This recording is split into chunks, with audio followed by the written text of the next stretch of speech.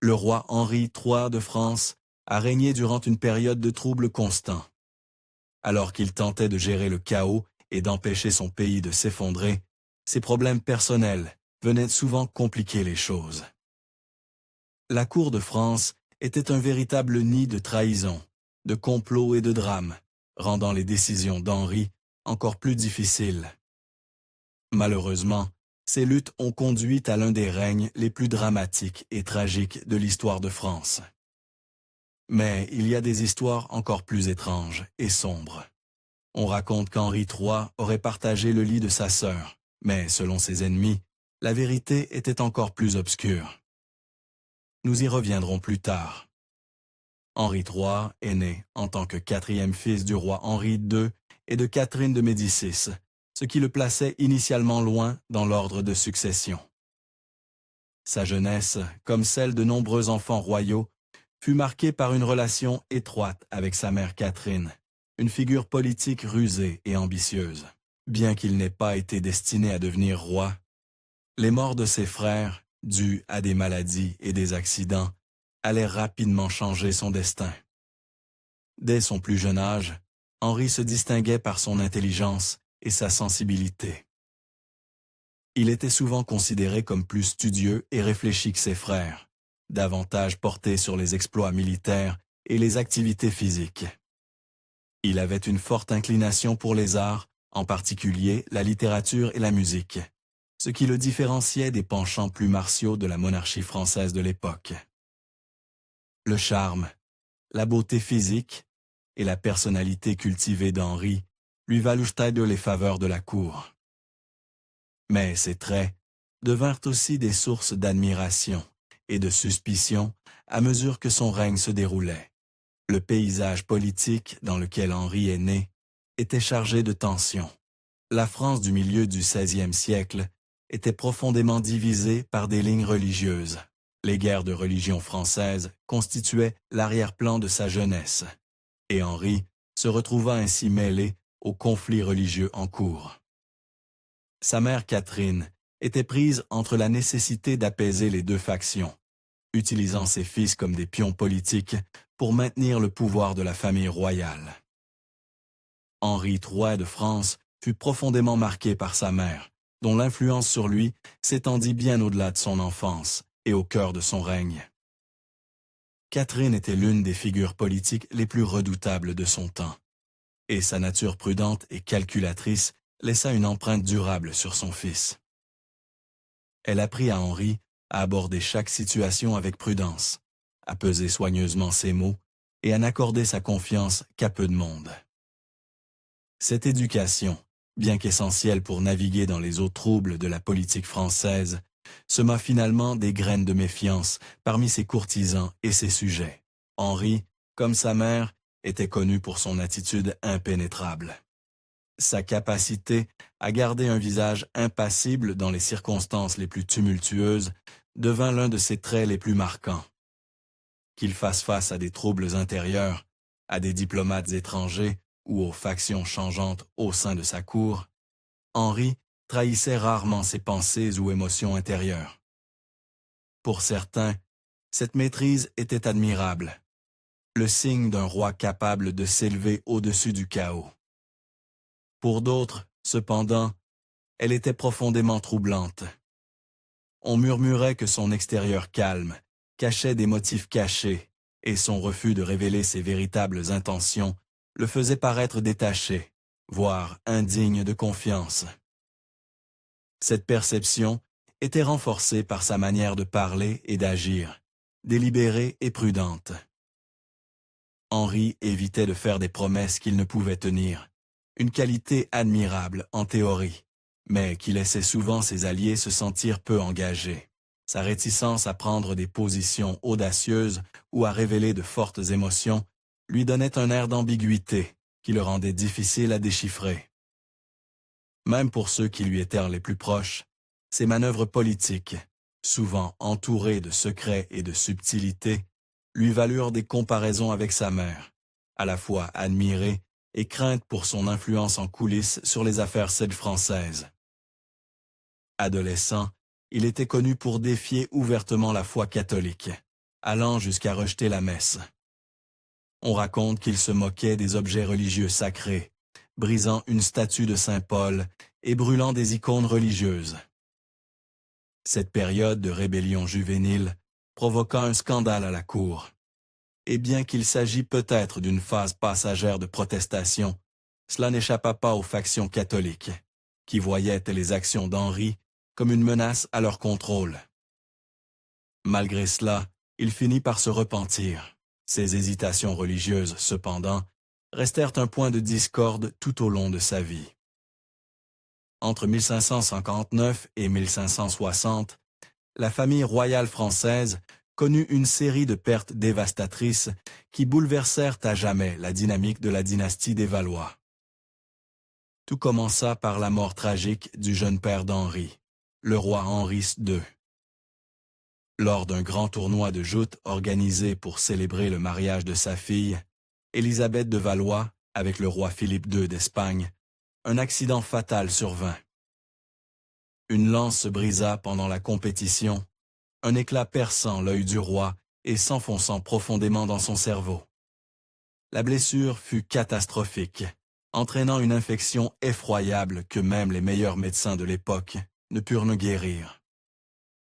Après des jours d'agonie, le roi Henri II succomba à ses blessures, laissant sa famille et le royaume sous le choc. La couronne passa à l'aîné d'Henri, François II, qui, à seulement 15 ans, fut propulsé dans le rôle de monarque. Frêle et maladif depuis sa naissance, François était mal équipé pour assumer les immenses responsabilités de la royauté. En décembre 1560, François succomba à la tuberculose à l'âge tendre de 16 ans, laissant le trône vacant une fois de plus, et la famille royale bouleversée par une nouvelle perte profonde. Alors que la famille pleurait la mort prématurée de François, un autre coup frappa la lignée des Valois. Le suivant dans l'ordre de succession après François était Louis de Valois, le quatrième fils du roi Henri II. Cependant, Louis était mort dans l'enfance, n'ayant jamais vécu assez longtemps pour assumer les responsabilités de la succession. Sa mort, bien qu'une tragédie passée, prenait désormais une importance considérable, car elle ne laissait que 2 fils survivants pour perpétuer la lignée royale. Soudain, l'ordre de succession se réduisit considérablement, et le jeune Henri se retrouva bien plus proche du trône qu'il ne l'avait jamais anticipé. Avec un seul frère aîné restant, son frère de 10 ans, Charles IV, la possibilité pour Henri de devenir roi passa d'une éventualité lointaine à une réalité tangible. Bien que Charles fût l'héritier immédiat et bientôt couronné roi, sa jeunesse et sa santé fragile jetaient une incertitude sur l'avenir de son règne. Extérieurement, Henri se présentait comme un frère loyal et dévoué, toujours prêt à soutenir Charles dans ses fonctions. Il restait aux côtés du jeune roi, maintenant une image d'unité et de coopération, surtout alors que leur mère Catherine de Médicis agissait comme régente pendant la minorité de Charles. Cependant, les actions d'Henri en coulisses laissaient entrevoir une réalité plus complexe. Il démontrait une acuité politique aiguisée et une ambition croissante qui n'échappait pas à ceux de la cour. Henri forgeait des alliances, gagnait les faveurs de nobles influents et excellait dans les entreprises militaires, se positionnant soudain comme un leader fort et capable si le besoin s'en faisait sentir. Ces développements n'échappèrent ni à Charles IV, ni à leur mère. Bien qu'il n'y ait pas de rivalité ouverte entre les frères, la tension était indéniable. Les actions calculées d'Henri suggéraient que bien qu'il honorât publiquement le règne de son frère, il se préparait discrètement pour le jour où la couronne pourrait lui revenir. Pour Henri, les tragédies qui frappèrent sa famille n'étaient pas seulement une série de pertes personnelles, mais aussi le tournant qui le propulsa dans l'ombre du trône, avec toutes les complexités et rivalités que cela impliquait. En 1574, après la mort prématurée de Charles, Henri devint roi de France. À ce moment-là, le rôle royal d'Henri était déjà un fardeau lourd, car le pays était profondément enlisé dans des guerres religieuses et des troubles civils. L'accession au pouvoir d'Henri fut marquée à la fois par le triomphe et la tragédie, car il héritait d'un royaume en plein chaos, confronté à des divisions internes difficiles à surmonter. Une fois couronné, Henri III chercha à naviguer dans les eaux politiques tumultueuses de son époque, équilibrant les intérêts conflictuels des protestants, des catholiques et des familles nobles. Son règne coïncida avec une série de confrontations sanglantes entre les factions. Pendant ce temps, les protestants, dirigés par Henri de Navarre, commençaient à gagner en force, rendant le paysage politique volatile et imprévisible. L'un des événements les plus infâmes du règne d'Henri fut le massacre de la Saint-Barthélemy en 1572. Ce massacre de Huguenots pendant une période de paix relative entre les factions est souvent considéré comme l'un des chapitres les plus sombres de son règne. Bien que le rôle direct d'Henri dans le massacre reste controversé, il est clair qu'il n'a pas su intervenir ou arrêter la violence une fois qu'elle avait commencé. Des milliers de protestants furent tués, et cet événement creusa davantage les divisions au sein de la France, entraînant de nouvelles guerres civiles et des effusions de sang. Le massacre ternit la réputation d'Henri et le dépeignit comme un roi faible, incapable ou peu désireux de maintenir le contrôle sur sa propre cour. Au milieu de ces conflits religieux et politiques, les efforts d'Henri pour forger des alliances furent souvent sapés par son incapacité à contrôler les factions luttant pour le pouvoir au sein de sa cour. Il lutta contre la Ligue catholique, qui cherchait à le déposer et à le remplacer par un monarque plus résolument catholique. En plus de ces luttes politiques, la vie personnelle d'Henri fut marquée par l'instabilité et le scandale. Son mariage avec Louise de Lorraine, qu'il épousa en 1575, était principalement un arrangement politique, mais il fut assombri par les défis émotionnels et psychologiques profonds d'Henri. Louise, fille du duc de Lorraine, fut choisie pour ses connexions politiques plutôt que pour une affection personnelle. Malgré cela, la relation d'Henri avec Louise était empreinte d'une véritable dévotion, surtout après la mort de son premier amour, Marie de Clèves. Malgré son chagrin face à la mort de Marie, Henri continua à maintenir une cour somptueuse et extravagante. Il était connu pour ses vêtements luxueux et ses bijoux, ainsi que pour son style personnel flamboyant. Son apparence physique, avec sa grande stature et ses traits séduisants, ajoutait à l'aura d'un monarque royal et charismatique. Il était connu pour aimer les bijoux, en particulier les perles. Il portait des perles dans sa barbe, ses cheveux et autour de son cou. Il lui arrivait également, de temps à autre, de se travestir, portant du maquillage, des robes et des gants de femme, montrant ainsi qu'il n'avait pas peur d'être véritablement lui-même. Cependant, sa fragilité émotionnelle, combinée aux pressions du règne, le plongeait parfois dans de profondes dépressions. Ses humeurs et son comportement étaient imprévisibles, et sa cour avait du mal à comprendre comment gérer un roi dont le tempérament était souvent volatile. À mesure que le règne d'Henri III se prolongeait, sa capacité à maintenir le contrôle sur la France continuait de s'affaiblir. En 1584, la mort de son cousin, le duc d'Anjou, le poussa à chercher une alliance avec Henri de Navarre, le leader des Huguenots, et le conflit entre les deux hommes dégénéra en guerre ouverte. En 1589, le règne d'Henri III prit fin de manière tragique et abrupte lorsqu'il fut assassiné par un fanatique catholique nommé Jacques Clément. Ce moine, membre d'une faction catholique radicale, considérait Henri comme un traître à la cause catholique. Sa mort marqua un tournant dans l'histoire de France, mettant fin à la dynastie des Valois et ouvrant l'ère des Bourbons. La mort d'Henri permit à Henri de Navarre, désormais Henri IV, d'accéder au trône, mettant finalement fin aux guerres de religion et ouvrant une nouvelle ère de stabilité relative pour la France.